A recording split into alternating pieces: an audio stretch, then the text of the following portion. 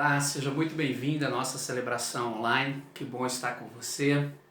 É um tempo novo, é um tempo diferente e nós estamos começando uma nova série hoje e nós vamos falar sobre reconstrução.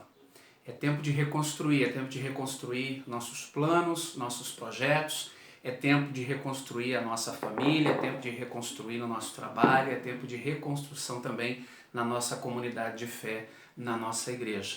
É um tempo onde ainda não estamos totalmente seguros, nós estamos vivenciando dias ainda muito difíceis, dias com expectativas do novo, mas sem aquela angústia e sem a perturbação, porque sabemos que Jesus nos dá paz, Jesus está no controle e Ele está nos dando direção.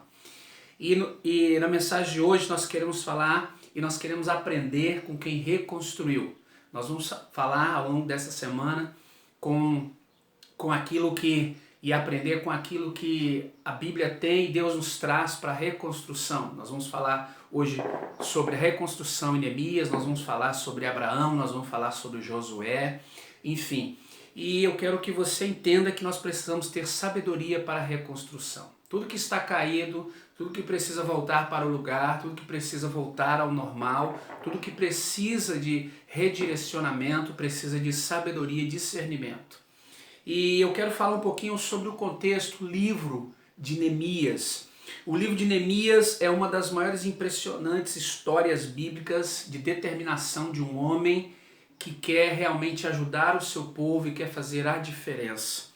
E é o último livro histórico do Antigo Testamento, descreve o trabalho de Neemias e a organização do povo de Jerusalém em reconstruir as muralhas que protegiam a cidade contra invasores e contra os inimigos.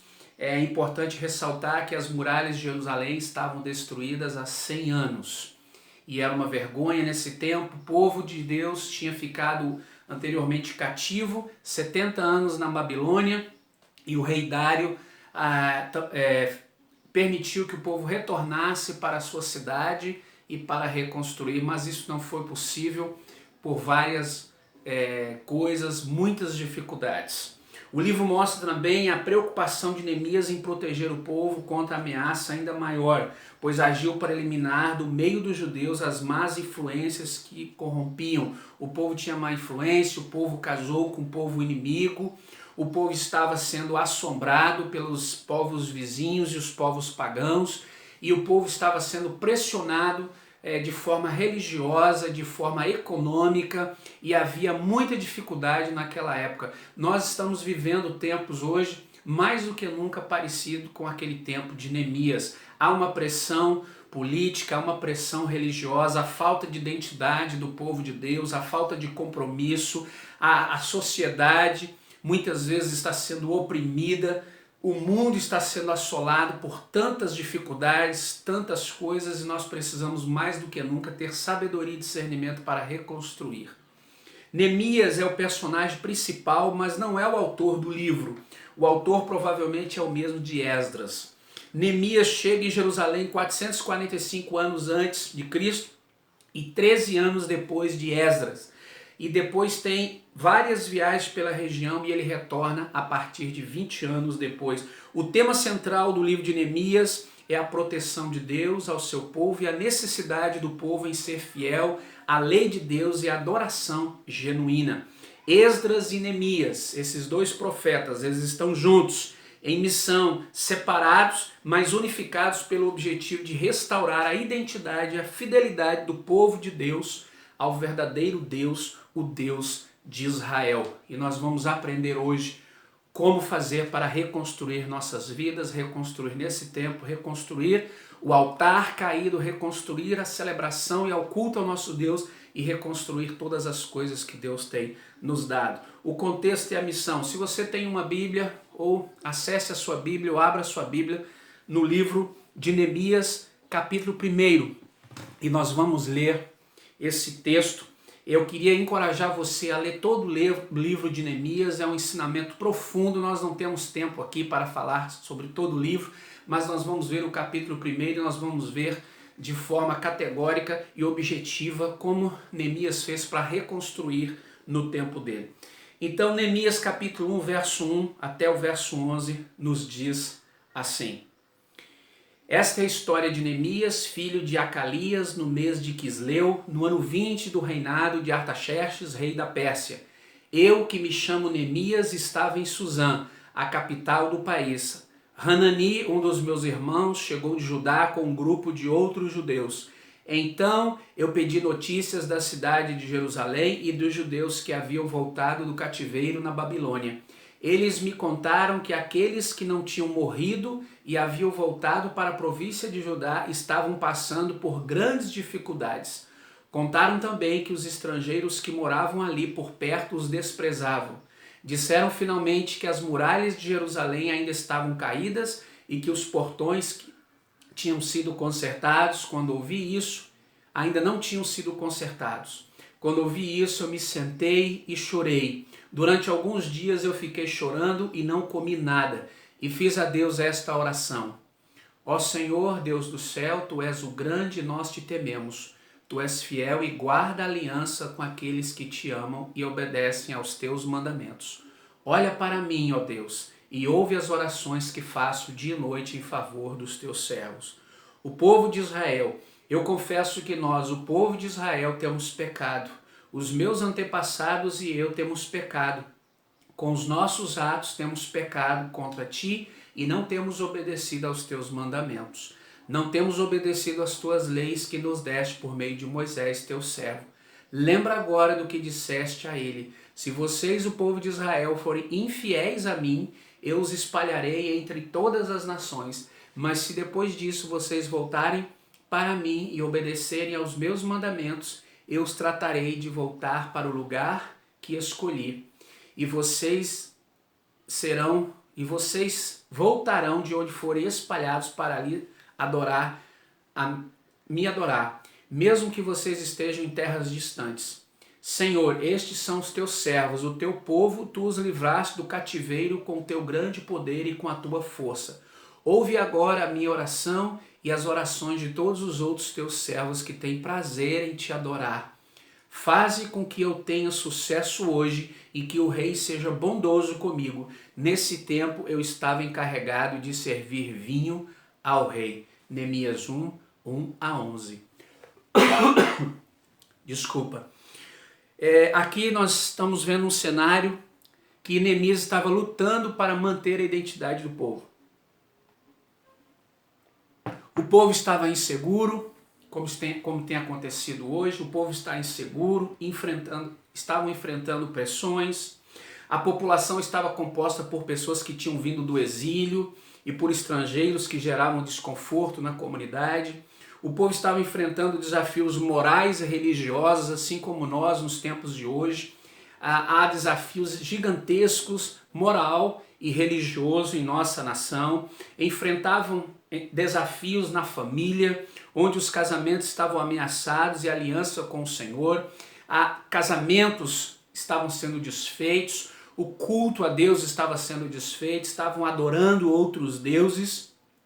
Eles enfrentavam pressões econômicas e sociais, os ricos estavam explorando os pobres cada vez mais, não tinham identidade, não tinham altar, não tinha mais aonde adorar o Senhor e o povo estava perdido. Esdras, 13 anos antes de Neemias, veio liderar um chamamento para voltar à fidelidade a Deus. E Neemias veio então agora para liderar a reconstrução do muro, a reconstrução da cidade, a reconstrução das portas da fortaleza do templo. E as missões de Esdras e Neemias eram distintas, mas unificadas pelo mesmo propósito: trazer o povo de Deus de volta à identidade espiritual, trazer o povo de Deus de volta à adoração, ao culto, trazer o povo de Deus de volta à generosidade, a contemplar a bondade, a benignidade e o amor de Deus em provisões, trazer o povo de Deus de volta para o caminho onde eles precisavam estar alinhados com o Senhor. E aí Neemias tem seu plano de reconstrução. Lições que podemos aprender com quem reconstruiu.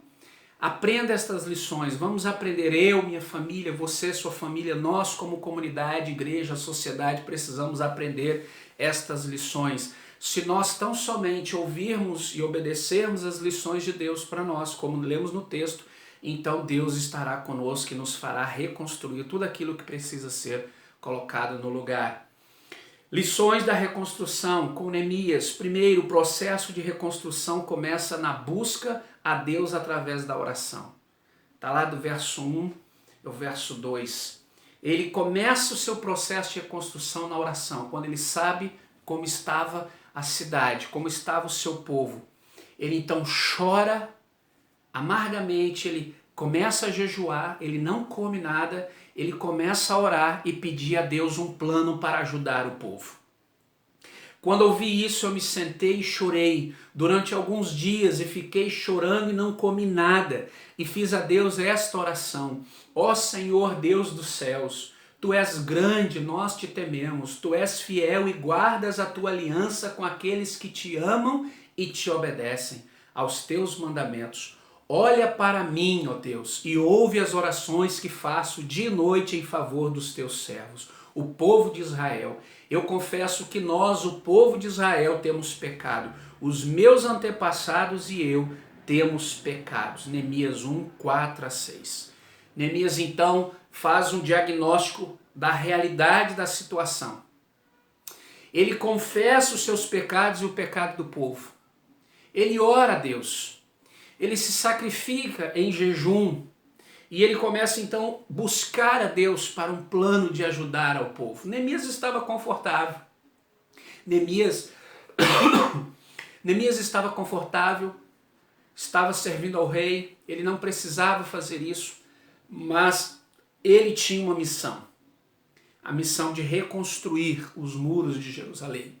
E Deus deu a ele essa missão. Deus visita Neemias através de Hanani e dos seus irmãos. E então Deus entrega esta missão para as mãos de Neemias. E Neemias não diz não àquilo que Deus colocou nas mãos dele. Ele faz um diagnóstico da realidade. Ele começa a buscar a Deus. E ele pede permissão e alinhamento com as autoridades. Depois de fazer tudo isso e orar, ele chega na presença do rei. Está o rei e a rainha sentados ao lado. E o rei pergunta o que ele quer. Então diz o texto que ele ora a Deus naquele instante e ele expõe tudo ao rei, a autoridade, aquilo que ele precisava. E ele pede permissão ao rei para sair e ir para a sua terra, reconstruir os muros. Que coisa maravilhosa. E você precisa estar alinhado com aquelas pessoas que te dão paz, que estão te dando autorização para fazer as coisas certas, para que você não tenha que consertar coisas que você não ouviu conselhos sábios, coisas que você não pediu permissão e que você não fez o que deveria fazer. Segundo lugar, Deus tem um chamado de reconstrução para a sua vida nesse momento. O chamado de Neemias foi reconstruir o muro. E qual é o seu chamado nesse momento? Você já fez um diagnóstico real de como está a sua vida espiritual, seu relacionamento com Deus? Você já fez um diagnóstico real de como está a sua vida com a sua família? Como é que está a sua vida moral, a sua vida religiosa? Como está a sua vida de prestação de cultos a Deus? Você já fez esse diagnóstico? Você tem buscado a Deus? Como está o seu chamado e a sua reconstrução? Deus tem um chamado especial para você e tem uma construção para a sua vida nesse momento. O rei perguntou: o que é que você quer? Eu orei a Deus dos céus e depois disse ao rei: se o Senhor está contente comigo e quiser atender um pedido meu, deixa que eu vá para a terra de Judá a fim de reconstruir a cidade onde os meus antepassados estão sepultados. Aí o rei, tendo a rainha sentada ao seu lado, concordou com seu pedido. Ele perguntou quanto tempo eu ficaria fora e quando voltaria. E eu disse então: pedi ao rei um favor, que me desse cartas para os governadores da província do Eufrates Oeste, com instruções para que me deixassem passar até chegar à região de Judá. Também pedi uma carta para Asaf, o guarda florestal do rei, mandando que me desse madeira para fazer os portões da fortaleza que protege o templo, e para fazer as muralhas da cidade e a casa onde eu iria morar. E o rei me deu tudo o que eu pedi, porque Deus estava comigo. Aleluia! Quando Deus te chama para uma missão, Ele capacita você, Ele dá a você todos os recursos necessários, porque Ele está com você. Deus está com você, Deus está conosco nesse momento para nos dar capacitação, recursos, provisão para reconstruir nesse tempo difícil a nossa vida. Então ele pede, olha que ousadia, Neemias é muito ousado, né? Quando você está na presença de Deus, Deus te capacita e te dá poder para que você com ousadia chegue diante das pessoas necessárias e peça aquilo que precisa ser pedido para avançar no plano de Deus. E aí então ele elabora um plano, ele enfrenta a oposição, ele tem um compromisso pessoal com as pessoas, e projeta, ele dá de si mesmo, ele tira do seu próprio bolso, ele vai até Judá e fica lá anos e ele conclui o projeto.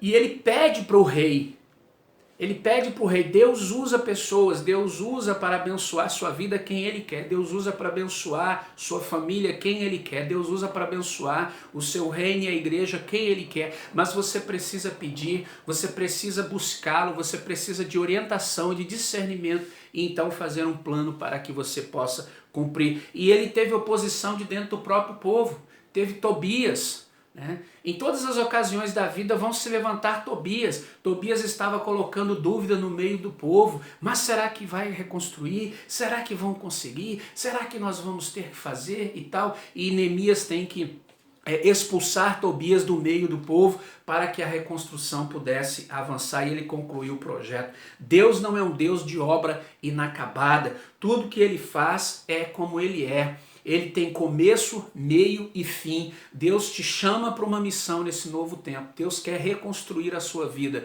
e Ele tem um plano para você. E você precisa perguntar que plano é esse. E esse plano tem começo, meio e fim. E quando ele acabar, Ele vai dizer para você, está pronto, está terminado. E agora Ele vai te levar para outra missão. Em terceiro lugar, Deus cuidará da sua vida e vai capacitar você no cumprimento da sua missão. Você tem uma missão com seus filhos. Deus vai dar capacitação se você pedir, buscar discernimento e sabedoria para que você termine a sua missão com seus filhos. Deus tem uma missão com o seu cônjuge. Se você buscar em Deus sabedoria, capacitação, discernimento, você vai terminar a sua missão com o seu cônjuge. Deus tem uma missão com o seu trabalho, uma missão com o seu ministério, uma missão em nossa comunidade, em nossa sociedade. Deus tem uma missão com você e comigo no meio da nossa igreja e nesta cidade. Ele conta comigo e conta com você. Ele poderia não nos querer usar, mas Ele preferiu nos usar e nos dar recursos para prover todas as coisas. Então saiba, Deus vai capacitar você, Deus vai prover todas as coisas para o cumprimento do seu chamado e reconstruir aquilo que é necessário. Eu vi que o povo estava preocupado e por isso disse a eles e às suas autoridades e aos seus oficiais, não tenham medo dos nossos inimigos. Lembrem como Deus, o Senhor, é grande e terrível e lutem pelos seus patrícios, pelos seus filhos, pelas suas esposas, pelos seus lares. Os nossos inimigos ficaram sabendo que nós havíamos descoberto e que eles estavam planejando e compreenderam que Deus havia atrapalhado os seus planos. Então todos nós voltamos para o nosso trabalho na reconstrução das muralhas. Daí em diante, metade dos homens trabalhavam, enquanto outros ficavam de guarda, armados com lanças, escudos, arcos e flechas e armaduras, e as autoridades deram todo o seu apoio às pessoas. E as autoridades deram todo o seu apoio às pessoas. Não tenha medo da oposição. A oposição virá. A oposição veio para Jesus. As pessoas lutaram contra Jesus, chamaram ele de endemoniado, chamaram ele de bêbado. Imagine o que vão fazer com você, imagine o que vão fazer conosco. Mas não tenha medo daqueles que se opõem à vontade de Deus, não tenha medo daqueles que se opõem ao plano de Deus para a sua vida. Se você está na vontade de Deus, Deus é o seu defensor, Deus é o seu justo juiz. Se você está no plano de Deus, Deus é o seu defensor, Deus é o justo juiz. Se você está fazendo e obedecendo à vontade de Deus, Deus tem um chamado para você e Ele vai prover todas as coisas para reconstruir. Não tenha medo de pessoas, não tenha medo de pessoas, mas tema o Senhor e guarde os seus mandamentos. Não desista em meio às dificuldades, busque a Deus, porque Ele vai fazer você vencer essas lutas. Deus é avalista de tudo aquilo que Ele dá para você. Quando Ele te dá uma missão, quando Ele te dá um papel, quando Ele te dá uma tarefa, Ele assina embaixo e Ele autoriza você a avançar. Então vamos avançar, vamos adiante, Mesmo em meio das dificuldades, das batalhas e das lutas pessoais, na família, na sociedade, vamos avançar, alinhar a nossa vida, o nosso coração ao coração de Deus. Vamos voltar a nossa identidade ao Senhor. Vamos prestar cultos ao Senhor. Vamos voltar a nossa obediência ao Senhor. O nosso coração tem que estar alinhado com aquilo que Deus tem para nós, com os planos de Deus, e os planos de Deus não serão frustrados na sua vida e na nossa vida. A reconstrução completa é o realinhamento de todas as áreas da sua vida com os planos de Deus, mesmo diante do novo normal. Mesmo diante do novo normal, Deus quer realinhar você. Você precisa estar ouvindo, atento à voz de Deus. Cada um de nós contribuirá todos os anos com 4 gramas de prata para ajudar a pagar as despesas do templo para o serviço da adoração no templo. Daremos o seguinte: os pães que serão oferecidos a Deus e a oferta diária de trigo e de cevada aos animais que serão completamente queimados todos os dias como sacrifício, as ofertas sagradas para os sábados, para as festas da lua nova e para as outras festas, as outras ofertas sagradas, as ofertas para tirar os pecados do povo de Israel e qualquer outra coisa que for necessária para o templo. Todos os anos nós, o povo e os sacerdotes e os levitas, tiraremos sorte para saber quais são os grupos e famílias que terão de fornecer a lenha para queimar no templo e o sacrifício ao templo e ao povo de Deus. O povo de Israel e os levitas deverão entregar as contribuições de cereais, de vinho, de azeite nos depósitos onde são guardados os objetos do templo e onde ficam os sacerdotes que estão de serviço e os guardas do templo. Nós não abandonaremos a casa do nosso Deus. Neemias capítulo 10, verso 32. Eles dizem: nós não abandonaremos a casa do nosso Deus. A igreja não parou. A igreja somos nós. Eu sou a casa de Deus, você é a casa de Deus, mas nós precisamos lembrar da casa de Deus e continuar agindo com nossos dons, talentos, recursos, generosidade e não abandonar a casa de Deus. Precisamos realinhar nesse tempo onde queremos, estamos orando em breve para retornarmos aos cultos presenciais, com todos os cuidados, os protocolos, todas as coisas. Nós precisamos lembrar de não abandonar a casa de Deus. A casa de Deus, o templo que nós nos reunimos para adorar, e precisamos renovar e reconstruir todos os planejamentos e todas as coisas. Nós precisamos voltar à essência através da leitura da palavra de Deus. Era isso que Neemias estava fazendo. Nós precisamos voltar a celebrar o propósito da nossa vida. Nós precisamos celebrar o propósito da nossa vida. Eu fui criado para a glória de Deus, para o louvor do nome de Jesus, e eu preciso celebrar isso, reconhecer a mão de Deus que está comigo todos os dias e festejar a Deus e ser generoso com as obras e com as coisas de Deus. A dedicação às ofertas como um símbolo de engajamento. Nós precisamos ser generosos, contribuir com a obra de Deus e com as pessoas como símbolo de engajamento e símbolo da misericórdia, do amor e daquilo que Deus tem nos feito e provido todas as coisas. E como Neemias fez, expulsou Tobias como sinal de busca de pureza e de santidade. Expulse os Tobias que há dentro de você. O não concordo, o eu não concordo, eu não quero, eu não vou fazer. Expulse a rebelião que há dentro de você. Não coaduna obediência a Deus e rebelião. Não coaduna obedecer a Deus, amar a Deus, cumprir os seus estatutos e mandamentos e viver no contra. Quem é do contra é o diabo. Então, se você quer reconstruir a sua vida, se você quer reconstruir o seu altar com Jesus, se você quer reconstruir os muros e o templo da sua vida de adoração, se você quer reconstruir a sua família, se você quer reconstruir a sua comunidade, se você quer ser usado por Deus para reconstruir a sociedade, você precisa se levantar como profeta e profetiza em sua geração. Você precisa de um coração que esteja ardendo em fogo e quebrantado pelo Senhor, e não ficar julgando e apontando e condenando e dizendo eu sou contra, eu não concordo. Você precisa concordar com o que Deus concorda, e você precisa amar a Deus acima de todas as coisas e o próximo como a si mesmo. Então você precisa alinhar o seu coração, alinhar o seu culto a Deus, alinhar a sua vida ao Senhor, e não ser apenas um religioso, um fariseu, um hipócrita, mas uma pessoa que serve, que ama e que tem um coração voltado para o Senhor. Então deixe cair todas as máscaras, toda a hipocrisia, deixe cair todo Tobias que há em você e comece a reconstruir como Neemias. Comece a trabalhar com uma colher de pedreiro de um lado e uma arma do outro, a espada do Espírito, que é a palavra do Senhor. Eu purifiquei o povo de tudo que era estrangeiro, fiz regulamentos para os sacerdotes e para os levitas, fiz regulamento para os sacerdotes e para os levitas, a fim de que cada um soubesse qual era a sua tarefa. Organizei o fornecimento da lenha a ser usada no sacrifício para que fosse trazida no tempo certo, e fiz regulamentos a respeito das ofertas dos primeiros cereais e das primeiras frutas colhidas pelo povo. Lembra-te de tudo isso, ó meu Deus, e me abençoa. Neemias capítulo 13, verso 30 e 31. E eu quero terminar concluindo e quero que essa seja a nossa oração, essa seja a nossa adoração nesse momento. A oração e a adoração da sua família, da sua vida. Lembra de tudo isso, ó meu Deus, e me abençoa. E continue fazendo aquilo que Deus chamou você para fazer. Lembra de tudo isso e me abençoa. Vamos orar aí onde você está nesse momento? Ó Senhor Deus, lembra de tudo isso e me abençoa. Lembra de tudo isso e abençoa a minha família, a minha casa. Lembra de tudo isso, abençoa os meus irmãos, suas famílias, a nossa igreja. Lembra de tudo isso, Senhor, e abençoa a nossa comunidade. Lembra de tudo isso e abençoa o nosso povo, a nação brasileira.